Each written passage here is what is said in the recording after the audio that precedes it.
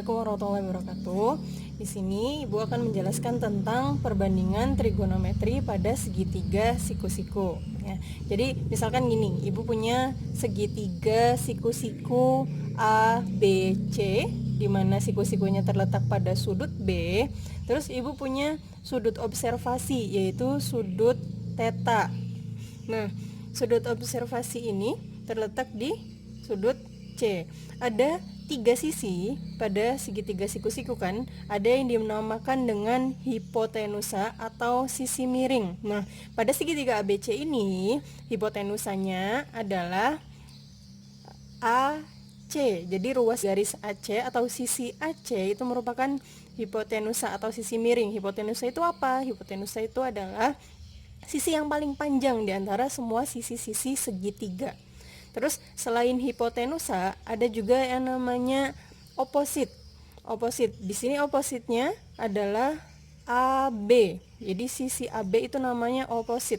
Oposit ini adalah sisi yang berseberangan dengan sudut observasi atau yang ada di depannya. Nih, ini sudut observasi, ruas garis atau sisi yang berada di depannya itu dinamakan dengan sisi oposit. Karena dia berada di depannya, biasanya kita untuk lebih mudah itu mengingatnya dengan nama sisi depan. Terus selain itu ada juga yang namanya adjacent. Adjacent ini yaitu sisi yang berdekatan atau bertetanggaan dengan sudut observasi tersebut. Nah, biasanya untuk memudahkan ini dinamakan juga dengan sisi samping karena dia berada di sampingnya sudut observasi. Nah, kemudian dari sisi-sisi tersebut kita bisa menyingkat atau mengambil kata-kata supaya mudah diingat. Jadi kalau sisi miring itu kita ambil mi-nya, mi untuk miring. Terus sisi depan kita ambil de untuk depan. Terus sisi samping kita ambil sa untuk samping. Itu untuk mudah mengingatnya. Terus nah, setelah kita mengetahui 3 jenis sisinya tersebut, terus pada perbandingan trigonometri pada segitiga siku-siku itu ada 6. Yang pertama ada sinus. Sinus biasanya dituliskan dengan sin karena sudut observasinya theta, berarti sinus theta itu sama dengan perbandingan antara sudut yang ada di depan sudut observasi dengan hipotenusa atau sisi miringnya. Jadi depan per miring, atau kalau misalkan kita mau memasukkan jadi perbandingan sisi depannya ini ya, berarti sisi AB dibandingkan dengan sisi miring. Sisi miringnya adalah AC.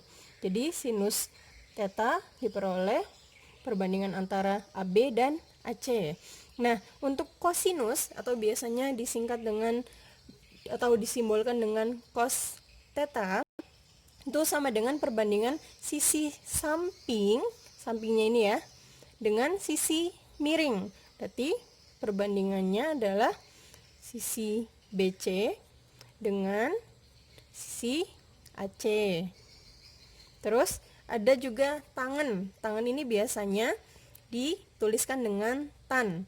Tan theta di sini adalah perbandingan dari sisi depan dengan sisi samping. Jadi depan per samping.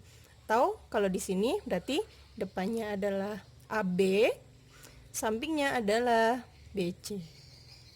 Oke.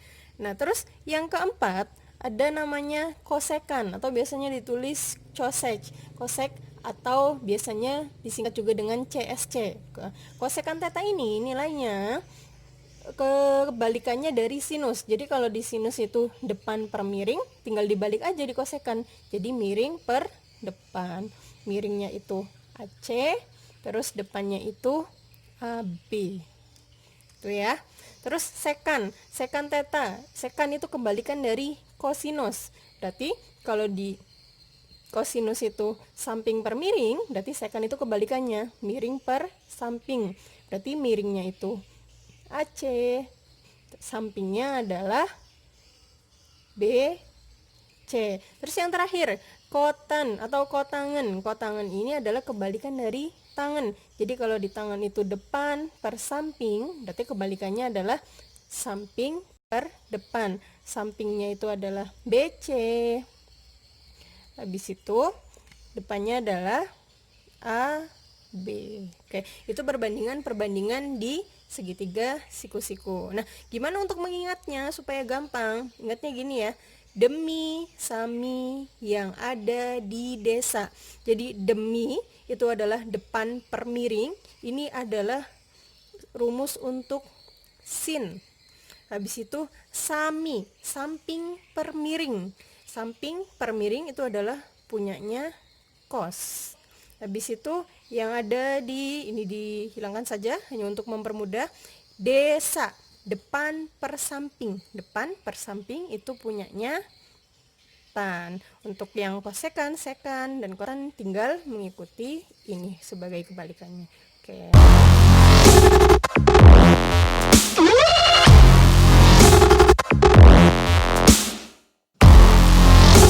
Sekarang kita masuk ke contoh soal perbandingan trigonometri pada segitiga siku-siku. Tadi kan Ibu udah jelasin ya, kalau sinus itu perbandingannya depan, banding miring, dan lain-lainnya ya. Sekarang kalau misalkan Ibu punya contoh seperti ini, tentukan nilai sinus theta, kosinus theta, tangen theta, sekan theta, kosekan theta, dan kotangen theta pada segitiga berikut. Ada 2 segitiga ya. Oke, yang A dulu.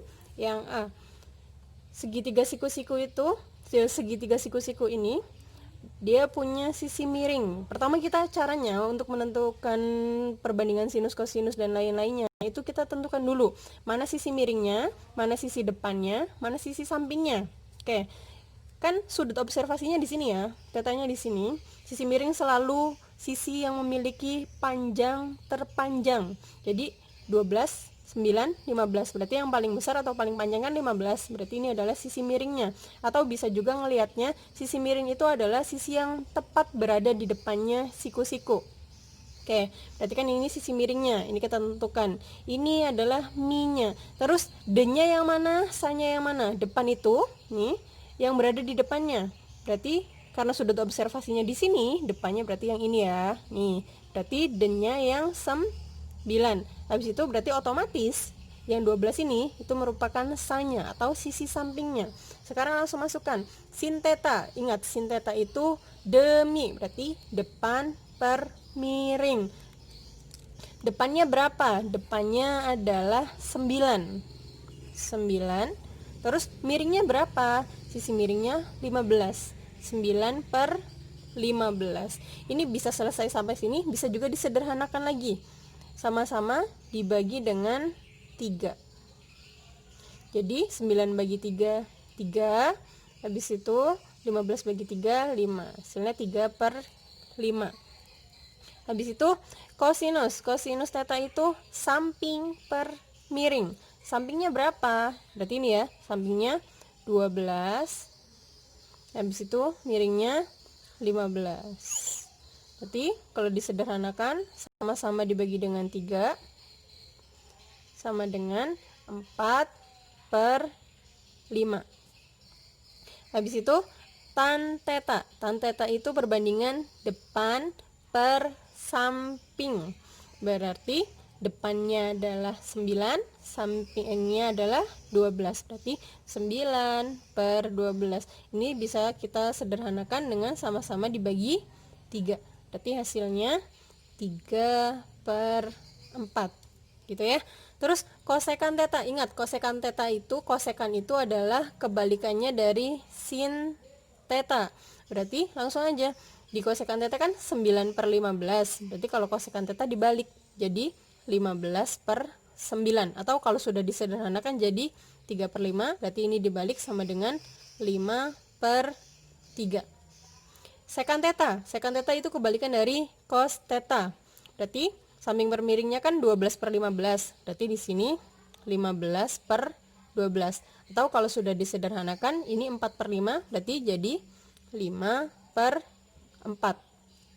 Habis itu kotangen theta. Kotangen theta kebalikan dari tangen theta. Depan per samping atau 9 per 12. Berarti dibalik jadi 12 per 9. Atau kalau setelah disederhanakan kan 3 per 4, berarti jadi 4 per 3. Oke, sekarang kita masuk ke yang B ya.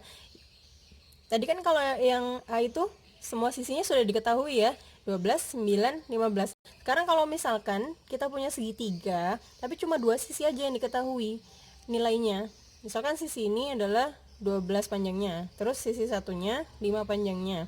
Terus ini sisi yang satunya berapa panjangnya? Kita tentukan dulu, ini sisi apa. Nah, kita lihat berdasarkan posisinya ya. Ini kan siku-siku di sini ya. Berarti kalau dia di depannya siku-siku, otomatis dia hipotenusanya kan. Anggaplah ini adalah kita simbolkan dengan X, hipotenusa, berarti ini sisi-sisi lainnya. Kalau kita mencari hipotenusa, berarti kita tambahkan ya, kita kuadratkan jumlahnya, berarti akarnya, cari X nya itu gini, pakai rumus Pitagoras ya. X sama dengan 12 kuadrat ditambah 5 kuadrat. 12 kuadrat hasilnya 144, terus 5 kuadrat 25, kalau dijumlahkan hasilnya 169, terus akar dari 169 itu adalah 13. Jadi X nya sama dengan 13, berarti di sini sama dengan 13. Terus kita tentukan ini sisi apa, ini terpanjang ya, 13, 5, 12, berarti ini adalah mi atau sisi miring. Habis itu karena sudutnya di sini nih ya, sudut observasinya tetanya di sini, berarti kita lihat yang berada di depannya atau berhadapan nih, ini ya, berarti ini adalah depannya. Terus ini berarti otomatis sampingnya ya, ini adalah sa. Oke, sekarang kita tentukan sinus teta. Sinus teta depan per miring, D nya 12, mi nya 13. Bisa disederhanakan nggak bisa ya, karena kita nggak punya FPB, atau FPB dari 12 dan 13 itu adalah 1, berarti dia tetap 12 per 13. Sekarang kosinus samping per miring, lihat sampingnya 5, miringnya 13, berarti 5 per 13. Tangen teta depan per samping, depan 12, samping ini ya 5. Oke, kosekan teta kebalikan dari sinus teta, berarti kalau ini 12 per 13, ini kebalikannya jadi 13 per 12. Sekan teta kebalikan dari cos teta, berarti kalau ini 5 per 13, kebalikannya adalah 13 per 5. Kotangan teta kebalikan dari tangan teta, berarti di sini 5 per 12.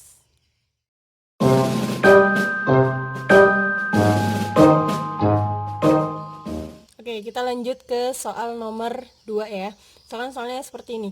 Diketahui segitiga ABC siku-siku di B. Jika tan A sama dengan 3/4, maka nilai dari cos A dan sin A adalah titik. Oke, jawabannya gini. Pertama, kita tentukan dulu mana samping, mana depan, mana miring. Kita gambar dulu ya, segitiga ABC, karena dia diminta siku-siku di B, berarti siku-siku di B ya. Terus A di sini, C di sini. Nah, berarti sudut observasinya kan di sini ya. Anggaplah ini Ibu tulis tetap A di sini. Ini adalah sudutnya. Sudut observasinya untuk memudahkan.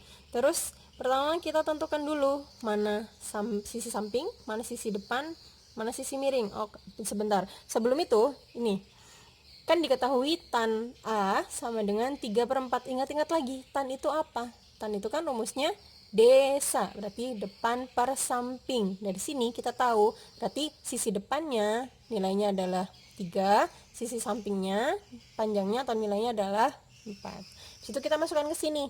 Kan depannya sisinya di sini, berarti depannya adalah sudutnya di sini, berarti depannya adalah yang ini, seret. Ini kan BC, depannya adalah BC. Depan 3, berarti BC-nya sama dengan 3. Habis itu sisi sampingnya 4. Samping mana? Ini sudutnya, berarti sampingnya di sini, yaitu AB. Berarti AB sama dengan 4. Habis itu berarti yang kita cari dulu kan AC-nya berapa, karena AC atau sisi miringnya belum diketahui. Nah, kita pakai rumus gini, AC sama dengan akar kuadrat dari AB kuadrat ditambah BC kuadrat. Gitu ya, itu rumusnya berdasarkan Pitagoras, rumus Pitagoras. Nah, ini untuk memudahkan, Ibu simbolkan aja dengan mi ya, maksudnya sisi miring. Si AC ini sisi miring, berarti mi sama dengan AB-nya berapa? AB kuadrat, AB itu 4, berarti 4 kuadrat ditambah BC-nya berapa? BC 3 ya, berarti 3 kuadrat. 4 kuadrat 16, 3 kuadrat 9, 16 ditambah 9 25. Nah, akar dari 25 adalah 5. Berarti kita peroleh sisi miringnya ini sama dengan 5. Oke, sudah dapat semua ya. AB 4, BC 3, AC-nya 5. Yang ditanya adalah cos A dan sin A. Oke, cos A dulu. Ingat, cos itu samping per miring. Berarti samping per miring. Sampingnya berapa? Nih saya, sampingnya 4. Boleh tulis sampingnya adalah AB, per miringnya adalah AC. Berarti AB itu berapa? AB itu nilainya 4. Per AC-nya berapa? AC-nya 5. Berarti 4 per 5. Itu sin A.